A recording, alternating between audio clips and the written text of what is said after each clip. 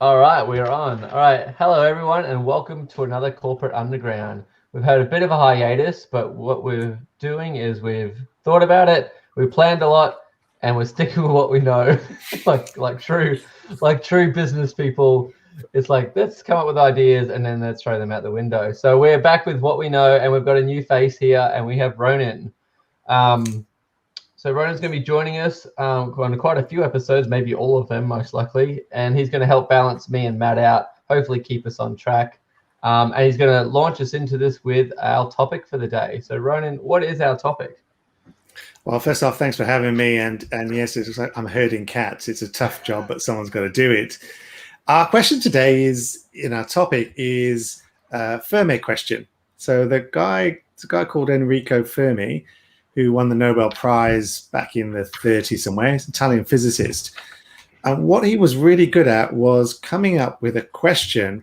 For him, it had no real discernible answer. It wasn't about the answer. It was about working through all of your assumptions, all the ideas, to have a very robust argument. The answer was almost immaterial. So that's what a Fermi question is.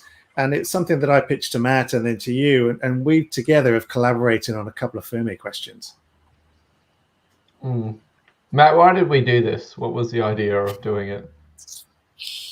I think you got us in a weak moment. I think we were drunk. It came at me, Fermi question. I was like, sure, why not? Let's try something new.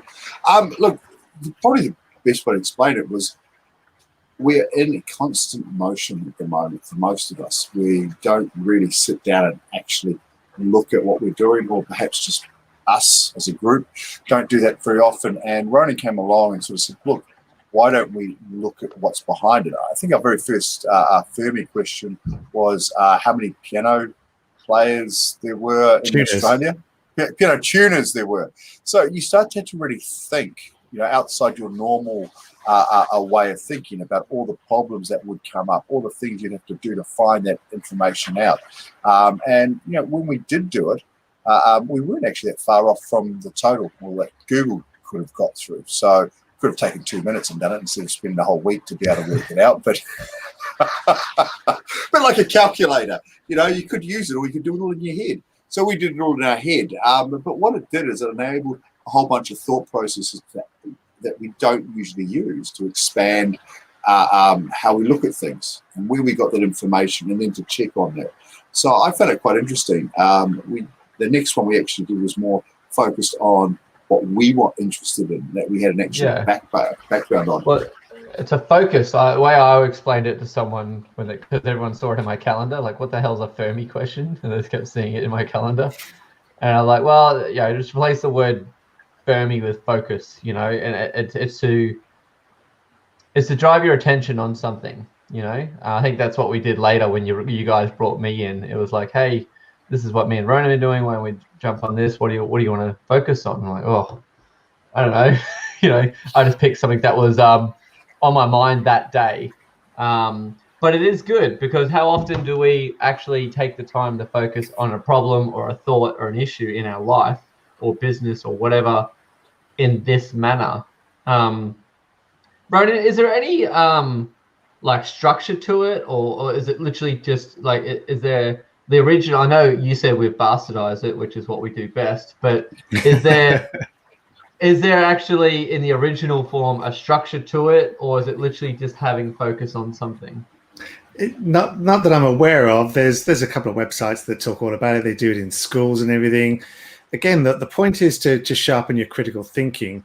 As Matt said, you can very quickly just skim over things. I know the answer to that. How many of us as business owners start so many projects we never finish, whether it's some kind of marketing thing or a new initiative, and we just haven't spent the time to sit down and go, well, what's the resources going to be required for this? What does it look like? What are my chances of succeeding in that? So it's just taking that step back. I've also called it before and heard someone else call it thinking time, or even soak time. You said soak that time rather than immediately thinking, I've got the answer, I've got the solution, I'll jump into something. But like anything, if you can enhance it, improve something, there's no right or wrong way to do this. This is just our version of, let's just not assume something, and let's collectively come up with ideas, because we're going, I never thought of that, or that's a great idea, or what about if you change that around? That's what we were doing when we started to play around with this. And in many ways, this is the Napoleon Hill's mastermind. You're not collectively, you're coming together to solve a problem or an idea and enhance it. Can I ask why the first Fermi question was how many piano tuners are in Australia? What was the thought behind that?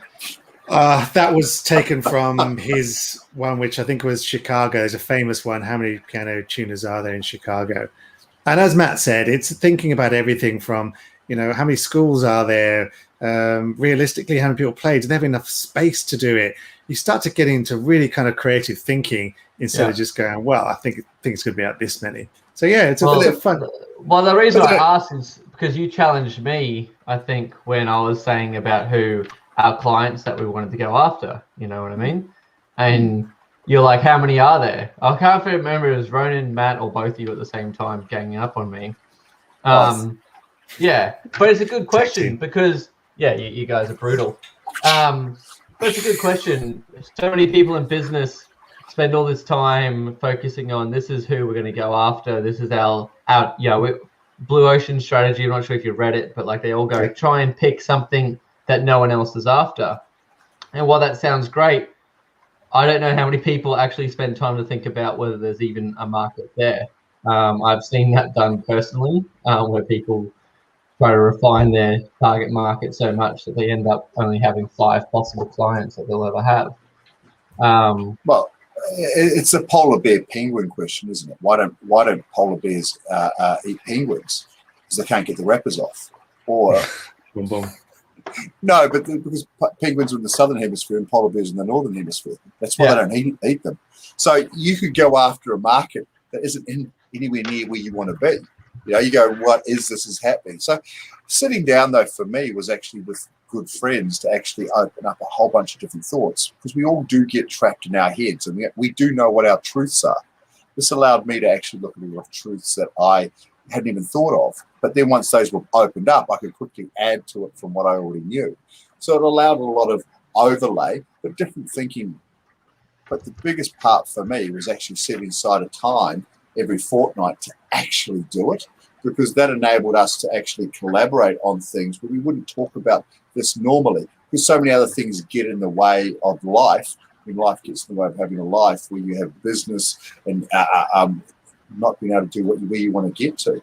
So this gave us an opportunity to focus on things that we actually found of interest, and then led into other areas.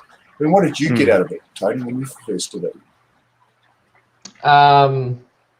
So I was distracted for a second there because I realized people are actually watching us right now. All three of you, all three people. My mum, and they're not. No, I didn't tell my mum. My mum doesn't. Oh, don't worry. My mum's got dementia, so she'll just be watching it 5 times. This time, every time. I think when you guys brought me in, I asked the question something to do with how to get in with people. What, Ronan, you're good. It was about how do you convince maybe someone to work with you? Or how to build that trust quickly. Yeah, because the business world, the higher up you go, it's all got to do with who knows who, and less actually to do with your actual abilities or anything like that. So it's just like, oh, I know this guy. So how do you quickly develop a relationship when you're starting cold? So to build that trust. And I guess the benefit was that I've got my own perspective on things, and so does everyone. And this is one of the most beautiful and terrible things about the universe we live in, is that we all have a perspective. And you could be right on the money, or you can be completely horrendously wrong based on your perspective, and you'll have no idea until you get that shift. So what I liked about it is I've had lots of people tell me how to do things. I've had lots of thoughts of how I should do things, but it was a chance to really deep dive on it, have you guys deep dive on something, and throw it back and forward and challenge each other. Like if I go, well, what about this? You're like, well, no, that's, that could easily be trumped by A, B, and C. So I think any situation that you've got, 3 or more people there to talk about a problem. I mean, so many business groups try and create this artificially. You know what I mean? Like they try and create pay us $10,000 a year, and we'll be a business support group. You know what I mean? But that's, like, what's wrong with actually getting 2 or 3 people that you trust and know just to talk about a topic, even if they don't have a crap load of actual knowledge on that topic. You're going to get valuable information, and in the worst case, it's going to force you to actually think about something that's important to you before you go in there. So that's, I guess, what I got out of it. It wasn't just the ability to have your input. It was the ability to actually dedicate my own time to a problem that I had that I would just not dedicate. I'm too busy solving other people's problems to focus on my own. How much is a crap load, Tony? Crap load. That's have you got a measurement for that? Yeah, it's close to 1 metric ton. If you could do that, yeah. Okay, elephant crap load or something. Okay, cool. No, 1 metric ton's 1 metric ton, mate. It doesn't matter. You can have a metric ton of feathers, or you could have a metric ton of elephant. It's the same metric ton. What I also liked about the first one we did was we were bringing in some psychology and everything. This was around, we've all done it. We've sent an email to someone, and it might be a lukewarm email. Someone's introduced us, and nothing, crickets. So we started going, right, how do we push their buttons? How can we get inside their head? How can we make this as valuable as possible, or show that we can solve that problem? And Matt, you've done this before in your previous business, so you had some great insights into that.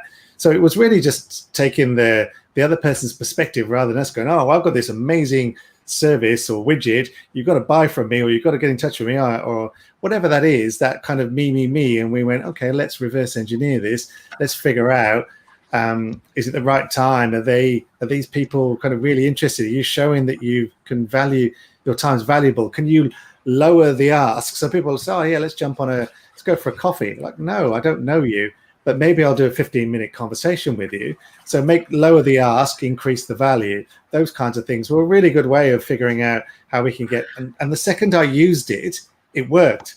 Right? We went through that whole process, and it worked. Amazing. Who knew? Thinking about a problem and solving a problem, then actually doing it, fix the problem. That's crazy. So what didn't you like about it, Tony? What was the thing that you found most difficult about the Fermi? Like anything in my life, the ability and bandwidth to even throw what I would consider my true self into it. That's always my issue. My true energy into something, even if it's all about me. I'll probably throw more energy into other people's Fermis than I would. But Tony, how can it possibly be about you when it's always about me? I don't understand this privilege. I think that's how the Bible started. Look what I've joined. What about you, Ronan? What was? Did you find your true self in this question, or could you throw your true self into this question? What was your problem? I threw all my beliefs into it, which rightly or wrongly. One of the things is, our beliefs, as Tony was saying a little bit similar earlier, is that they can blind you. So I threw what I believed of my truths into there, and then it's a way to test some of those assumptions, because don't we love the word assumption, right? It makes an ass out of you and me. And the more, just in general, the more you can get a different perspective. Even if you just go, no, that's BS, or look, I tried, that didn't work, or you're going to find plenty of nuggets in there. Oh, I had no idea. That's a great idea. Let's put that down. And in fact, one of those ones, I shared that with 2 people, and they went, oh, this is amazing. I just get a different perspective to say, are we on track? Are we blowing smoke up our own backsides, or is this pretty robust? And 2 people went, oh, this is fantastic. So I got plenty out of it. So we should set up a consulting business and sell these kind of ideas, or just get people to sit down and do it and hire themselves. So you say we shouldn't get consultants to come in and do this? You could do it yourself. Well, this is Tony's idea. Pay us 10 grand. We'll come up with a question, and we'll test your assumptions when they come back. Cool. Yeah, done. It's brilliant retirement fund. Brilliant. Yeah. So we're going to stay poor. Is that what you're saying? That's a limiting belief. No. That's from what you guys are talking about, I think that's abundance. I think we can do that idea. We're going to get. Let's ask the audience. If you want us to come in and consult, just drop a message and we'll know. Let's test this. Give us a Fermi question, and we will. I'll tell you what. We'll record it. Give us a Fermi question. We'll throw you in, and we'll do it live. That'll be fun. That could end badly. But I'll bring the whiskey. That's probably always the best way to solve a Fermi question. If you're, There we go. Is that brandy? You old man? No, not that old yet. So this is how corporate underground rolls. Okay, good. Yeah. No, like a triangle straight down a hill. Always keep COVID's coming back to Melbourne, so I don't want to make sure I keep my throat, sanitized. That's all.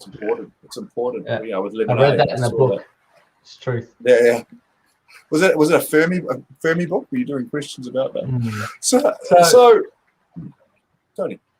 Yeah. So I'm just trying to make sure I remind you that my rule for the reboot is that we keep these shorter than we have ever done. So is there any final thoughts or pieces of knowledge? Like, I think basically to sum it up, pick 2 or 3 people, pick a topic that is important that you can all add to, even if it's not in your specialty. And it's just a chance to actually put some focus in on something that will actually make a difference. You're guaranteed to get value out of it. Would love to hear if you actually do this, how it goes. And if you want to ask us more details on it, you've got our names. You can find us on LinkedIn. You can reach out to us and we'll give you any more tips. But final thoughts on the Fermi question, Matt? Look, in a busy world, to actually take time to sit down and actually think about any one thing is a boon. And it doesn't need to be work related. I mean, we are all more than what we do. To actually take a question like even the piano one, how many piano tuners are in Melbourne, enabled me to think a lot about things that I knew about and how to structure that around that. It is always easier to do something that you actually have a problem with at the moment, but you can always find the time. But taking something abstract helped a lot with me just to be able to think differently and to actually connect with these other guys. I was going to say Muppets to be to actually see how they think and enhance that, and then you thank them for their thinking and they thank you for yours, and it all moves forward. There was no downside. Ronan, what do you think? Well, there's a reason you got it completely wrong, that it was Australia, not Melbourne. True. The only thing I've really got to add is that Tony's offering a money-back guarantee. So happy days, guys. I heard you say you guarantee. I didn't hear the money back, but it's in there somewhere. Yeah. So guys, try it out, or maybe we're just full of BS. I don't know. It's one or the other. Yeah. Either way, you have fun. Either way, guaranteed. All right. Well, thanks, guys. Keep these short and short. Thank you very much, Ronan, for joining us and for the topic. And we'll catch everyone again in the next one. Have a lovely night. Thank you.